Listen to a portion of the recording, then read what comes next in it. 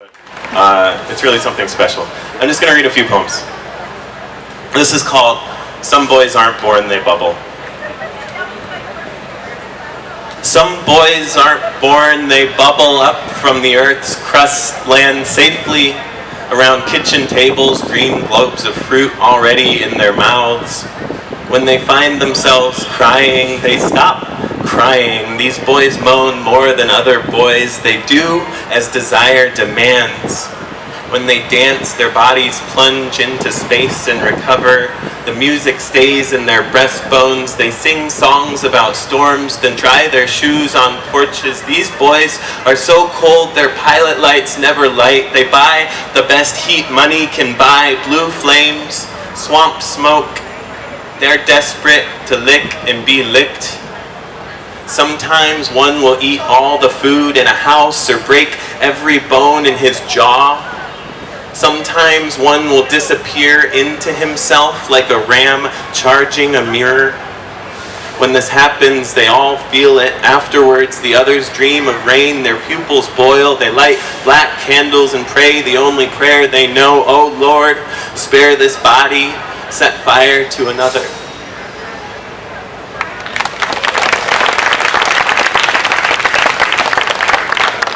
Thank you guys. This poem's called Do You Speak Persian? Persian was my first language and I came to America and lost it. Some days we can see Venus in mid-afternoon. Then at night, stars separated by billions of miles, light traveling years to die in the back of an eye. Is there a vocabulary for this? One to make dailiness amplify and not diminish wonder? I have been so careless with the words I already have. I don't remember how to say home in my first language, or lonely, or light.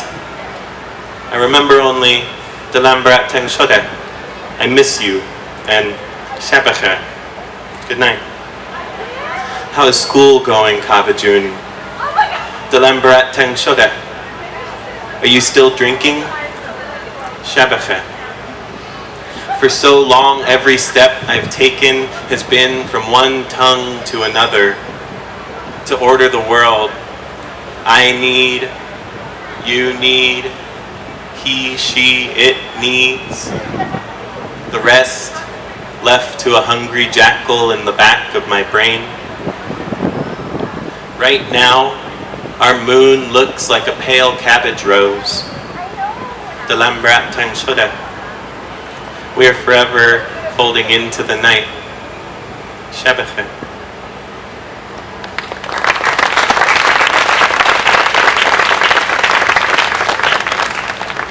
I'm going to try something. I was in a panel earlier. I've just been like blissing through all of these panels here.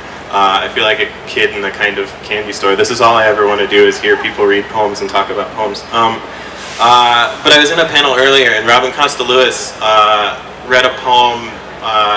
She talked about how our air quotes president tweeted this thing out today. I'm sure most of you saw it, of like, you know, somebody like throwing a golf ball at Hillary Clinton and like it really hurting her, you know, and it's like this sort of, you know, it's he did it like it was this choke, you know, but it is this sort of like, you know, the ostensibly the most important in a man in America is like making light of violence against a woman and like knocking her out, you know, and it really messed with me. And Robin Costa Lewis was talking about this. I've got a poem in this book that I've never read in front of an audience before.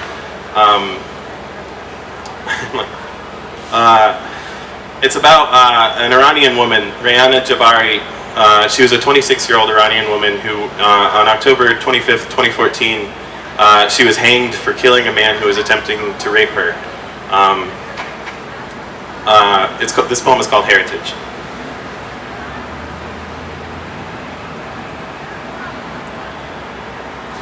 The body is a mosque borrowed from heaven.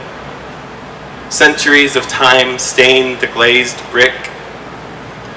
Our skin rubs away like a chip in the middle of an hourglass. Sometimes I am so ashamed of my sentience, how little it matters. Angels don't care about humility. You shaved your head, spent 11 days half-starved and solitary, and not a single divine trumpet wept into song. Now it's lonely all over. I'm becoming more a vessel of memories than a person. It's a myth that love lives in the heart. It lives in the throat. We push it out when we speak. When we gasp, we take a little for ourselves. In books, love can be war-ending. A soldier drops his swords to lie forking oysters into his enemy's mouth. In life, we hold love up to the light to marvel at its impotence. You said in a letter to Shola, you weren't even killing the roaches in your cell, that you would take them up by their antennae and flick them through the bars into a courtyard where you could see men hammering long planks of cypress into gallows, the same men who years before threw their rings in the mud, who watered them 5 times daily, who shot blackbirds off almond branches and kissed the soil at the sight of sprouts, then cursed each other when the stalks, which should have licked their lips, withered dryly at their knees. May God beat us awake, scourge our brains to life. May we measure every victory by the momentary absence of pain. There is no solace in history. This is a gift we are given at birth, a pocket we fold into at death. Goodbye now, you mountain, you armada of flowers, you entire miserable decade and a lump in my throat.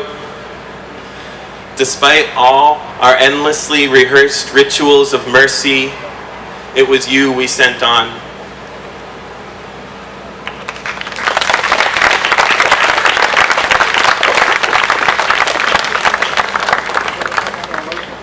Thanks.